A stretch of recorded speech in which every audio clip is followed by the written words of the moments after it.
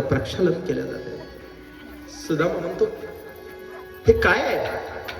भगवान परमात्मा आपल्या सगळ्या संसाराला शिकवतात की मी एवढा मोठा राजा आहे, परंतु संत घरी आल्यानंतर कसं पूजन करावं, कसं स्वागत करावं, साधूचं कसं स्वागत करावं. आणि द्वारकाधीश रुक्मिणी माता साक्षात ताड घेऊन येते, चरण प्रक्षालन करते. देखे सुदामा की दीन दशा, करुणा करके करुणा रोवे, हाथ परात छो नहीं, नैनन से जल से पग धोवे.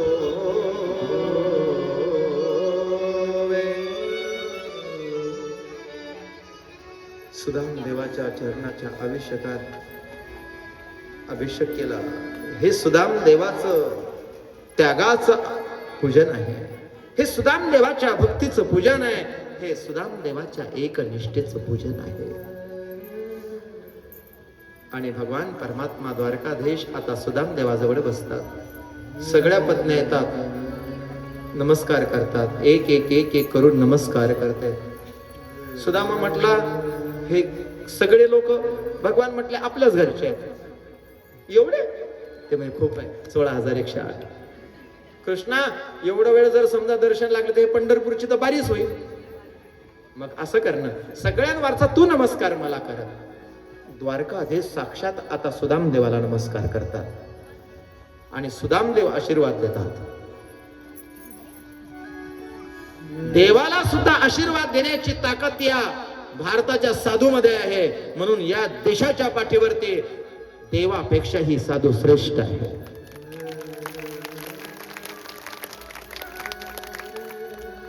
द्वारकाधीशाने विचारलं, सुदामा हे सगळे आपल्या घरचे, तुझं काही लग्न वगैरे झालं का नाही? सुदामा म्हटला एवढ्या लोकात विचारत असते का? नाही विचारतोय लग्न वगैरे. तुला तर माहित आहे ना कृष्णा, अरे लग्न करण्याची इच्छा नव्हती, परंतु आई वडिलांनी जबरदस्तीने लग्न करून दिलं. तुझ्या भाभीचं नाव सुशीला आहे. भाभीचं नाव सुशीला म्हटल्याबरोबर लहान मुलासारखा हात पुढे केला. भाभीनं माझ्यासाठी काय पाठवलं ते दे.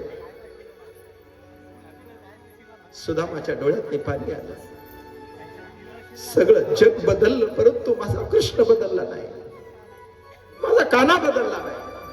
लहान मुलासारखा हात पुढे करतो, भाभीनं काय पाठवलं म्हणून विचारतो. परंतु हे वैभव बघून सुदामाला आपल्या आणलेल्या पुतळीची लाज वाटली. जीवाजवळ आहे तरी काय भगवंताला द्यावं, असं कोणतं कर्म आहे? परंतु भगवान परमात्मा कृपा जीवावरती करतो. माझ्यासाठी काय आणलं ते दे. आम्ही प्रपंचासाठी खूप केलं, परंतु आतापर्यंत आम्ही जीवनामध्ये त्या ईश्वरासाठीच काय केलं ते सांगा ना. पंडित मिश्रानं सांगितलं म्हणून आम्ही महादेवाच्या पिंडीवर पाणी टाकतो, पण ते डोकं दुखू नये म्हणून. एक बाई म्हटले, बाई पाणी टाकते, पोटच दुखणं बंद झालं. त्या ईश्वरासाठी कोण त्याच्यावरती पाणी टाकतंय? देवासाठीच देवाकडे कोण जातोय? देवासाठीच कोण कर्म करतोय? आपल्या प्रपंचासाठी, आपलं दुःख जाण्यासाठी तर सगळेच जातात. भगवान म्हणतात माझ्यासाठी काय आहे? हे शेवटच्या वेळेला आपल्याला भगवान परमात्मा विचारणार आहे, माझ्यासाठी काय केलं ते सांग. कोणी म्हणेल मी आज केलं, ते तर तुझ्यासाठी केलं ना. त्यावेळेला भगवंताला माहिती होता हा संकोची ब्राह्मण आहे. सुदामा जवळची ती जी पुतळी आहे, ती भगवंतानी ती पुतळी हिसकावली, एकदम काढली त्याच्या तिथून, एक एक गाठ सोडली. भगवान परमात्मा या जीवाची एक एक गाठ सोडत असतो. अविद्या, अस्मिता, राग, द्वेष, अहंता, ममता, अभिनिवेश या सप्त गाठी हा ईश्वर त्याच्या जीवाच्या सोडून टाकतो. आणि एक वेळ गाठ सोडली की बास, हा जीव मात्र त्या भगवान परमात्म्याच्या सुखात प्राप्त होतो. माझ्या द्वारकाधीशाने ती पुतळी सोडली. बघितलं तर वेगवेगळ्या रंगाचे ती पोहे. त्याच्यातून कळालं एवढे पोहे पाठवण्यासाठी सुद्धा परिस्थिती नाही, पण भाभीनं माझ्यासाठी पाठवलं. असा मित्र सुदामा आहे. मी सुदामाला देणार, परंतु कोणाला कळू देणार नाही. देव देतो, परंतु काय देतो ते कोणालाच कळू देत नाही. अरे ज्या सुदामाला दिलं त्या सुदामालाही माहित पडलं नाही काय दिलं म्हणून. देव देतो. भगवंताने एक मूठ घेतली, आपल्या तोंडात ते टाकले आणि सांगितलं, सुदामा, या मृत्यू लोकातलं सगळं ऐश्वर्य मी तुला देऊन टाकतो एका मुठीत. दुसरी मूठ घेतली, दुसरी मूठ घेतली आणि दुसरी मूठ घेऊन संकल्प केला, सर्व स्वर्ग लोकातील ऐश्वर्य मी माझ्या सुदामाला देतो, म्हणून दुसरी मूठ सुद्धा तोंडात टाकली.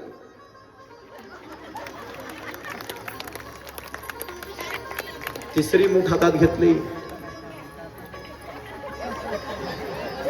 आता सर्वस्व, आता भगवान परमात्मा आता आपल्या वैकुंठातलं सुद्धा देण्यासाठी संकल्प करतात. परंतु रुक्मिणीला कळालं आणि हात पकडला. सगळंच त्या सुदाम्याला देऊन टाकतात. तुम्ही काय तसेच राहतात काय? तुम्हाला कोण नाही का?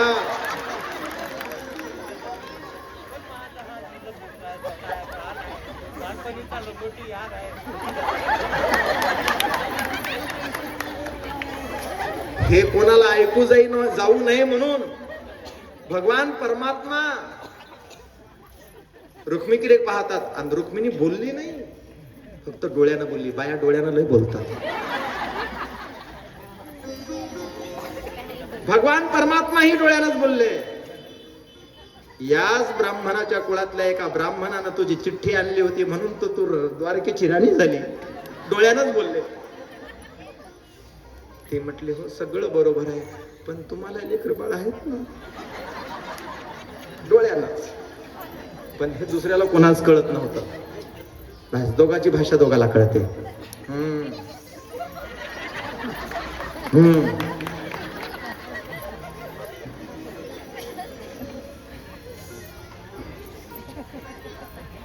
तेवढ्यात ने सुदामा म्हटला, अरे काना काना काना हे खाऊ नको, अरे हे कच्चे.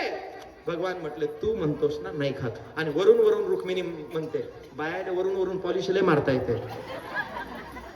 सगळं तुम्हीच खाता, आम्हाला काही प्रसाद देता का नाही? वरून वरून. आतमधून म्हणलं, सगळंच देता का काय? डोळ्यानं सगळंच देता काय? आणि वरून वरून शब्दानं सांगितलं, आम्हाला काही प्रसाद देता का नाही? बाया वरून वरून पॉलिशा मारतातच. सुदामा म्हटल्यानंतर भगवान म्हणतात, सुदामा तू म्हणतो ना नाही खाणार. रुक्मिणी मातेने ती पुटुळी घेतली. सगळ्यांना तो प्रसाद, आणलेले पोहे त्या सुदामांचे त्या प्रसादामध्ये टाकून द्याल, सगळ्याला हा प्रसाद मिळेल. शुकदेवजी महाराज परीक्षिती राजाला सांगतात, राजा, भगवान परमात्म्यासोबत आता सुदामजी रात्रभर आहेत, गप्पा गोष्टी झालेल्या आहेत आणि 4 वाजलेले आहेत. सकाळी लवकर उठले. 4 वाजताच आवरलं सुदामानं. सुदामा म्हटला, द्वारकाधीश येतोय मी आता. भगवान म्हटले, अरे थांब ना आता जरासा. नाही नाही, लगेच गेलो पाहिजे, कारण 4 वाजले, ग्रंथाचं पूजन करायचंय, घरी मुलं वाट पाहून राहिले, सगळ्यांचं दर्शन व्हायला पाहिजे. सुदामदेव जाण्याची तयारी करतात, भगवान सुद्धा जाण्याची तयारी करतात. परंतु सुदामदेवाला मात्र भगवंतानं काही दिलेलं दिसलं नाही. आणि सुदामाच्या मनातही काही आलं नाही की भगवान परमात्म्याजवळ एवढं आहे पण मला काही दिलं नाही. तो सुदामा आहे. आणि सुदामदेव मात्र आता निघाले. भगवान परमात्मा सार करतात. बघता बघता सुदामदेव निघूनही गेले. परंतु सुदामदेव त्या नगरीत गेले. बघितलं तर पुन्हा द्वारकीत आलो की काय असं वाटलं. राहू द्या राहू द्या राहू द्या, आता राहू द्या राहू द्या, पूजेलाच राहू द्या, राहू द्या राहू द्या. पुन्हा द्वारकेत आलो की काय असं वाटलं. परंतु रस्ता तर बरोबर आहे, ज्या रस्त्याने गेलो त्याच रस्त्याने आलो. कर्म फक्त बरोबर पाहिजे. कर्म तेच आहे, पण आम्ही केलेलं प्रपंचासाठी कर्म केलेल्या ऐवजी आम्हाला ते ईश्वराच्या संबंधानं करायचं आहे. ईश्वराच्या संबंधानं केलं की भगवान परमात्मा कृपा करतो. सुदामदेव आले, प्रति दुसरी द्वारका नगरी. सुदामाने विचार केला ही कोणती नगरी आहे. सुदामदेव उभे आहेत. सेवकाला विचारलं का रे बाबा ही नगरी कोणती? म्हणे सुदाम नगरी. सुदाम नगरी? पण माझी तर झोपडी होती. कोणीतरी सुदाम शेठ आला असेल, त्यांनी ही नगरी बसवली असेल, ब्राह्मणीला कुठंतरी एखादी जागा दिली असेल छोटीशी, तिथे झोपडी बांधली असेल. विचारावं तरी. सुशीलाला कळालं. सुशीला समोर आली. ज्या वेळेला हे येते ना त्यावेळेला हे येतच असते. सुशीला अशी होती, पण सुदामदेव येईपर्यंत ती अशी झाली होती. पण पतिव्रता सुशीला होती. स्वामी आले, कळाला, आरतीचं ताट घेऊन आले. सुशीला जवळ आले तरी सुदामदेव ओळखू शकले नाही. ती म्हणते स्वामी अहो या ना. आवाज ओळखीचा वाटला. सुशीले हे सगळं हे ते म्हणजे भगवंताची कृपा. सुदामा म्हटलं माझ्या अंगावरचे तर कपडे जसेच्या तसे ते तुझ्यावरती भगवंताची कृपा झाली. तुझ्यासाठी दिलेलं तू थांब. भगवान परमात्मा द्वारकाधीश प्रगट झाले. सुदामा तुला हे दिलेला जो प्रसाद आहे तो धर्मासाठी, गोसेवेसाठी, संतांच्या सेवेसाठी वापर. तुझ्या जीवनामध्ये याचा कधीच बाधा होणार नाही. सुदामदेवाला सगळं ऐश्वर्य प्राप्त झालं. शुकदेवजी महाराज परीक्षिती राजाला सांगतात, राजा आपल्या मुलांना सांगितलं की संत पूजा करावी, संत दर्शन घ्यावं, संतांची सेवा करावी. पण विकृती निर्माण झाली. देवाच्या मुलांनी साम नावाचा मुलगा त्यांनी साडी नेसली, संतांजवळ गेले. मुलगा होईल की मुलगी होईल? त्याने सांगितलं मुलगा होणार नाही, मुलगी होणार नाही, मुसळ जन्माला येईल, त्याच्यापासून तुमच्या यदुवंशाचा नाश होईल.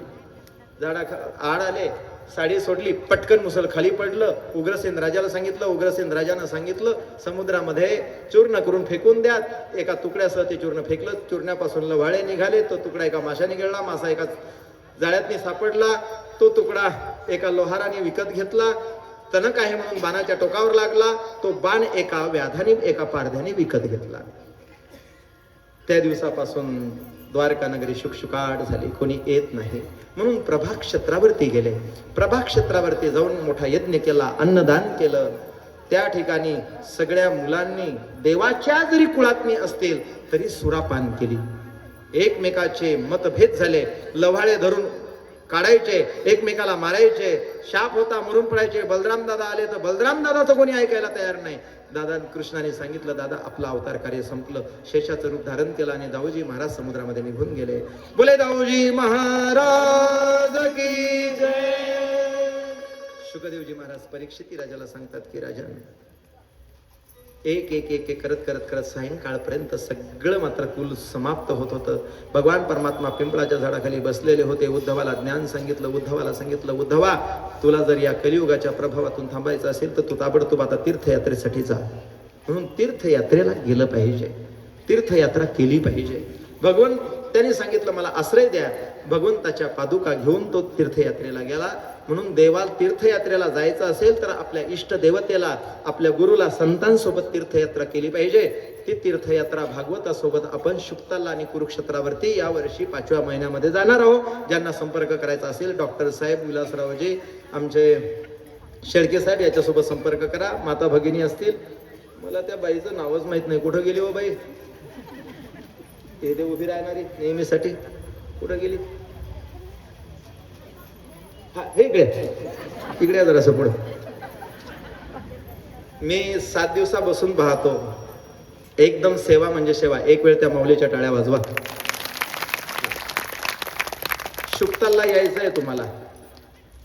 आणि महिला मंडळीने जवळच्या जे असतील त्यांच्यासोबत संपर्क करा. डॉक्टर साहेबासोबत करा, त्यांच्यासोबत करा. बस झालं तुमचं काम.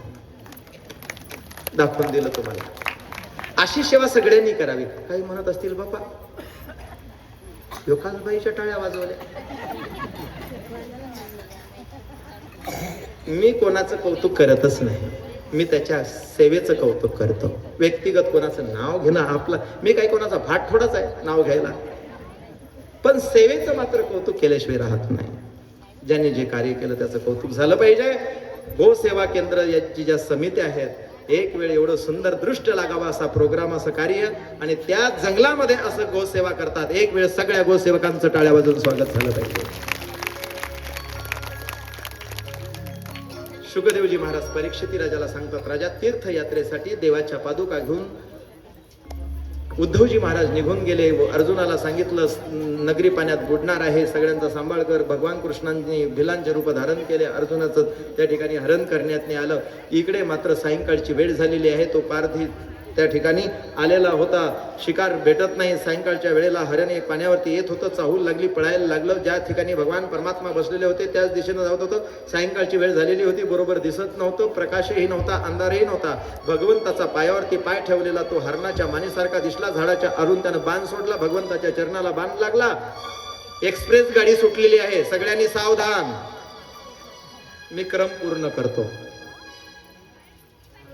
भगवंताच्या चरणाला तो पान लागलेला आहे, व्याध धावत आलेला आहे. भगवान परमात्म्याने त्याला क्षमा केली, त्याला ही निजामामध्ये पाठवलं. बोले दाऊजी महाराज की. इकडे दारुक आलेला आहे, दारुकांनी रथ आणलेला आहे. भगवान परमात्मा आता रथामध्ये बसून मात्र आता गोलोक धामामध्ये जाणार आहेत. भगवान परमात्म्याचं एक रूप, आई वडिलाची सेवा ज्या ज्या घरात नाही आहे त्या त्या घरामध्ये माझा भगवान परमात्मा विराजमान होतो आई वडिलाच्या रूपामध्ये. आणि ते आई वडिलाची सेवा करणारा पुंडलिक, त्याच्या भावासाठी तो भगवान परमात्मा द्वारकेवरून पंढरपूरला आला. बोले पंढरीनाथ भगवान की. गळ्यातनी तुळशीची माळ घाला, एकादशीचं व्रत करा, वर्षातून एक वेळ तरी पंढरपूरची वारी करा. कारण तो द्वारकाधीश, तोच कृष्ण माझा पंढरपूरला विटेवरती उभा राहिला म्हणून त्याचं नाव विठ्ठल आहे. उभा कसा विटेवर बस, म्हणून विटेवरती उभा राहिला म्हणून पंढरीनाथ. एक वेळ पाहून या, जाऊन या. शुकदेवजी महाराज परीक्षिती राजाला सांगतात, राजा भगवंताचं दुसरं रूप कशामध्ये विराजमान होईल म्हणून या साक्षात भागवत महापुराणामध्ये माझा कृष्ण कन्हैया प्रविष्ट झालेला आहे. बोले श्रीमद भागवत भगवान की जय.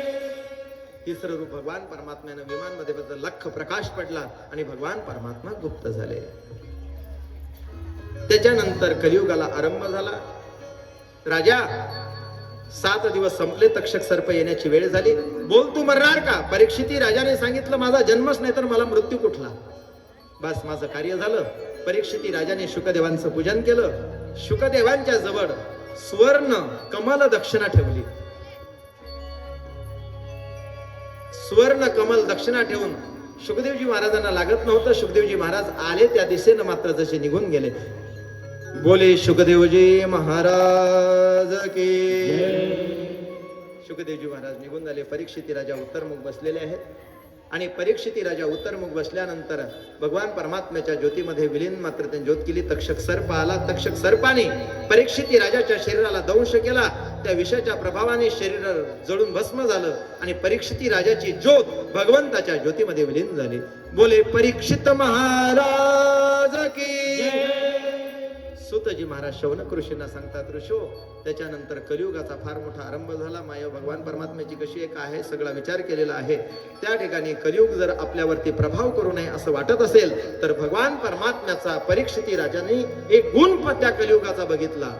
हरे नाम हरेर नाम हरेर नामैव केवलम कलौ नास्तेव नास्तेव नास्तेव गतिरन्यथा. थोर संत जगी सांगून गेले ऐसा कलियुग येईल बा. विनाश होईल या धर्माचा मानव माणूस खाईल बा. विनाश होईल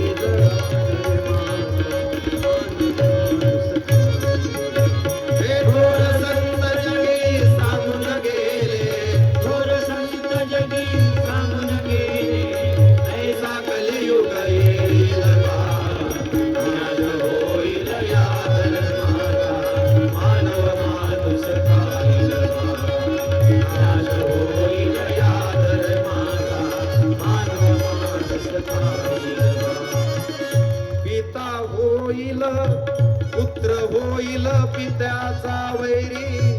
सारी धरती पापाची हो पापाची. मित्राचे मग नाते तुटले, मित्राचे मग नाते तुटले, सारे शत्रू होईल भाव, विनाश होईल या धर्माचा, मानव माणूस खाईल भाव, विनाश होईल या धर्माचा, मानव माणूस खाईल भाव. असा कलियुग भयंकर येणार आहे. सगळे ऋषी मुनी सुतजी महाराजांना प्रार्थना करतात, या कलियुगातून सुटण्यासाठी काही उपाय. एक आहे भगवंताचं नाम. ज्यांच्या जवळ सत्संगाची छत्री आपल्या डोक्यावरती आहे, पाऊस किती काही पडू द्या, पण ज्याच्याजवळ छत्री आहे त्याला पाण्याचा थेंब त्याच्या डोक्यावरती लागत नाही. तसं भगवंताचं नाम आणि सत्संगाची छत्री ज्याच्या डोक्यावरती आहे त्याच्यावरती हा कलियुगाचा प्रभाव होत नाही. म्हणून ही सत्संगाची छत्री, भगवंताच्या नामाची छत्री आपण धारण करावी आणि या कलियुगातून मुक्त व्हावं. 7 दिवसापर्यंत या गोमातेच्या ओम राधाकृष्ण गोसेवा केंद्र विद्यमानाने श्रीमद भागवताच्या चिंतनाचा योग या ठिकाणी पिंपळगाव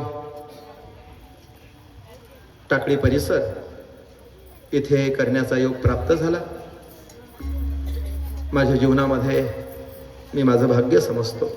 त्या निमित्ताने तुम्हा सर्व मायबापांचं दर्शन झालं. ज्या समितीने मला प्राचारण केलं, आमंत्रित केलं आणि 7 दिवसापर्यंत भागवताचं चिंतन करण्याचा लाभ माझ्या जीवनामध्ये प्राप्त झाला. एक वेळ त्याही समितीचं एक वेळ टाळ्या वाजवून स्वागत करतो. 7 दिवसापर्यंत कोणी दुसऱ्या दिवसापासून आला असेल, कोणी पहिल्या दिवसापासून आला असेल, कोणी 5व्या दिवसापासून आला असेल, कोणी 3ऱ्या दिवसापासून आला असेल, परंतु भगवान परमात्म्याच्या या कथेच्या प्रेमाने आपण सद्गतीत झालात. ती भावना आपल्या हृदयामध्ये प्रगट झाली आणि तुमच्या हृदयामध्ये श्रवणाच्या माध्यमातून जो माझा कृष्ण कन्हैया प्रगट झाला, त्याही भावनेला, त्या माझ्या कृष्ण कन्हैयाला मी साष्टांग प्रणाम करतो. 7 दिवसापर्यंत ज्यांना कोणाला शक्य झालं नसेल, परंतु ही अपेक्षा करतो की जेव्हा जेव्हा पुढे असा योग येईल तेव्हा पहिल्याच दिवसापासून, पहिल्याच वेळेपासून आपण याचा लाभ उठवावा. काही दररोज येत होते, परंतु येत असताना 2 वाजता यायचे, 3 वाजता यायचे. अनुष्ठानाचा लाभ आपल्या पदरामध्ये पडावा असं वाटत असेल तर सुरुवातीला यावं आणि आरती झाल्यानंतर सगळ्यात शेवटी जावं. असं या अनुष्ठानाचं पुण्य असतं, लाभ असतो. तो प्रत्येकाने आपल्या जीवनामध्ये तो पाडून घ्यावा.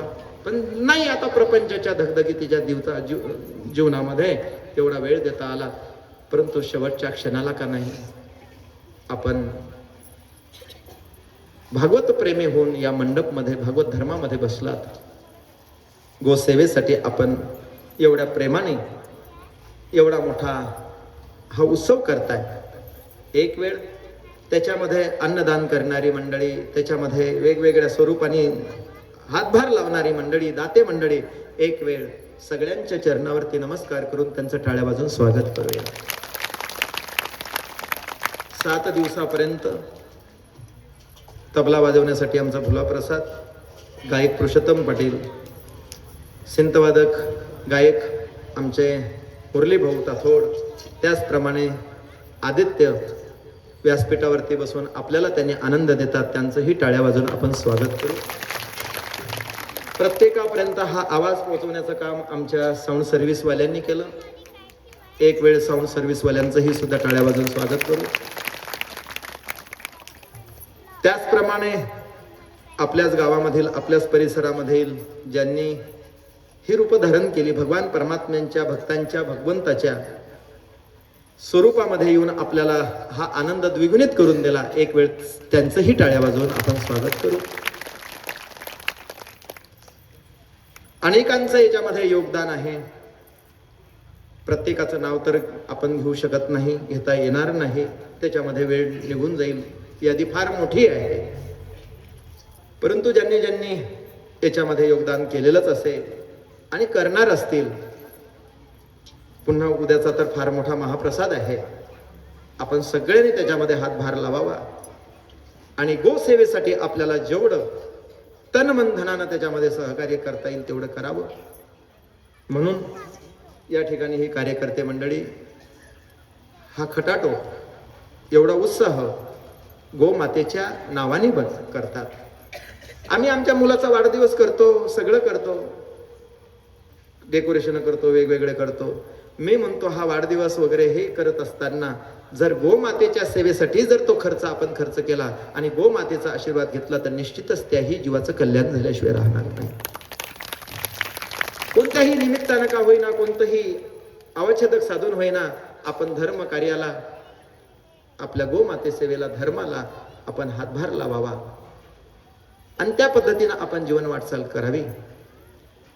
मलाही सुद्धा हे वाक्पुष्प गोमातेच्या चरणावरती अर्पण करण्याचा हा योग प्राप्त करण्याची ही संधी मिळाली. ही माझ्या आई वडिलांची, माझ्या गुरुदेवाची पुण्याई आहे.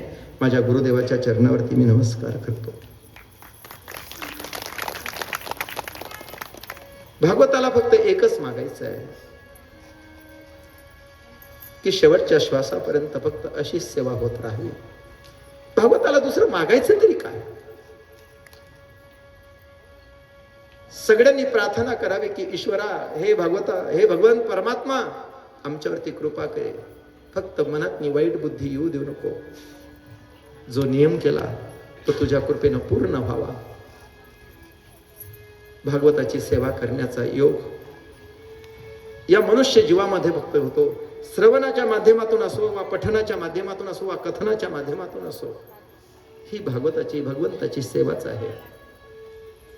ही सेवा ही आपली निर्लोभानी झाली पाहिजे आणि प्रत्येकाच्या मनामध्ये हा सद्भाव निर्माण झाला पाहिजे. माझ्यावर माझ्या गुरुदेवाची कृपा आहे म्हणून या सेवेचा लाभ माझ्या जीवनामध्ये प्राप्त होत राहतो. हीच अशीच घडावी.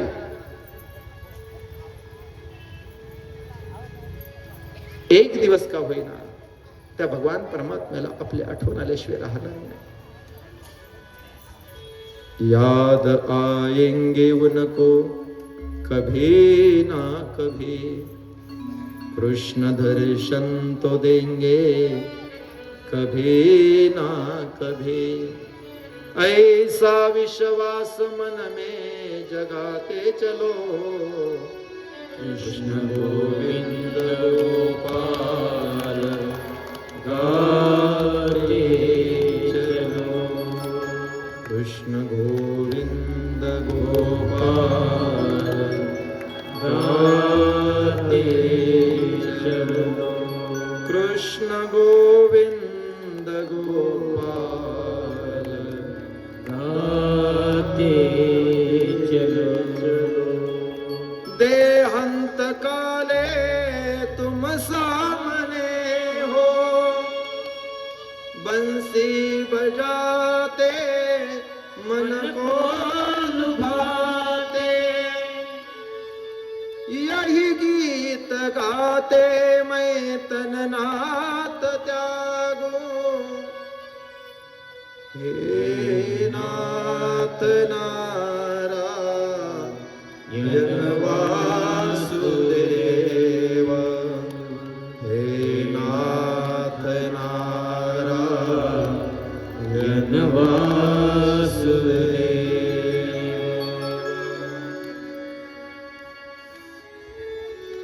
कंठ प्राण जब आवे कोई रोग ना सतावे, यम दर्शना दिखाए जब प्राण तन से निकले. जब प्राण तन से निकले. बस त्या स्मृतीला पाहत पाहत ती सेवा करता करता शेवटचा श्वास आपला संपावा.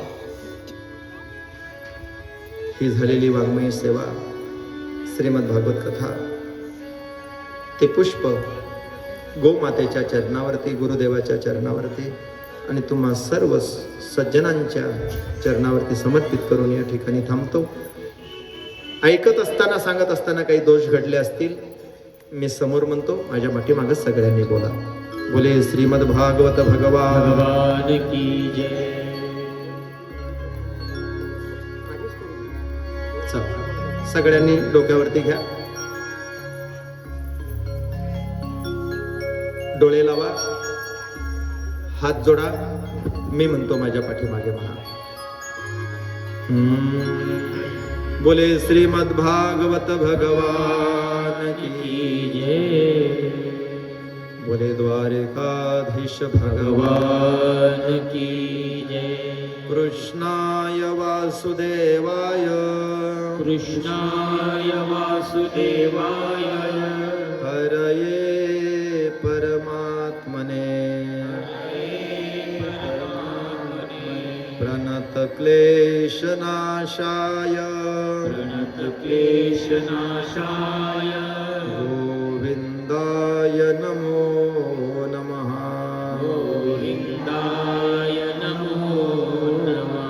नाम संकीर्तनं यस्य नाम संकीर्तनं यस्य सर्वपापप्रणाशनं सर्वपापप्रणाशनं प्रणामो दुःखशमनः प्रणामो दुःखशमनः नमामि हरिं परम्. नमामि हरिपरम्। नाम संकीर्तनं यस्य नाम संकीर्तनं यस्य सर्वपापप्रणाशनं सर्वपापप्रणाशनं प्रणामो दुःखशमनः प्रणामो दुःखशमनः नमामि हरिं परम्. नमामि हरिपरम्। नाम संकीर्तनं यस्य नाम संकीर्तनं यस्य सर्वपापप्रणाशनं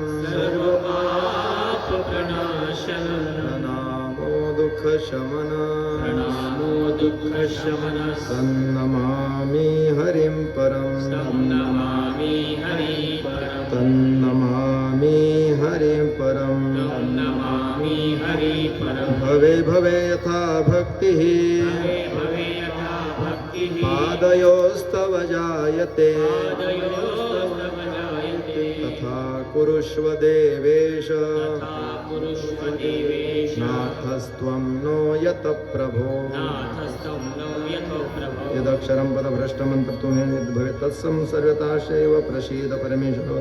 सर्वसुखिनः सन्तु सर्वे सन्तु निरामया सर्वे भद्राणि पश्यन्तु मा कश्चित् दुःखमाप्नुयात्. दोन्ही हात वर करा. हरये नमः हरये नमः हरये नमः. पुंडलीकवरदारि विठ्ठल श्री ज्ञानदेव पंढरीनाथ भगवान की राजा रामचंद्र भगवान की. बोले द्वारिकाधीश भगवान की. गोपाल कृष्ण भगवान की. माऊली ज्ञानेश्वर महाराज की. जगद्गुरु श्री संत तुकाराम महाराज की. संत गजानन महाराज की. पवन सुत हनुमान की. संत मुंसाजी महाराज की. अपने अपने माता पिता की. गुरुदेव की. गो माता की. सत्य सनातन धर्म की. ग्राम देवता की. सब संतन की. ओम नमः पार्वती पतये हर हर महादेव. जय जय श्री राधे जय जय श्री राधे जय जय श्री राधे श्याम.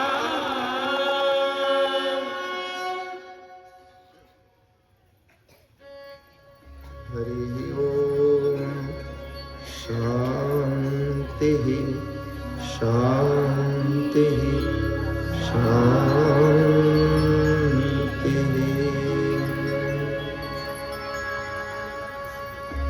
चला, सूचना असतील सूचना द्या, काही सांगायचं असेल सांगा.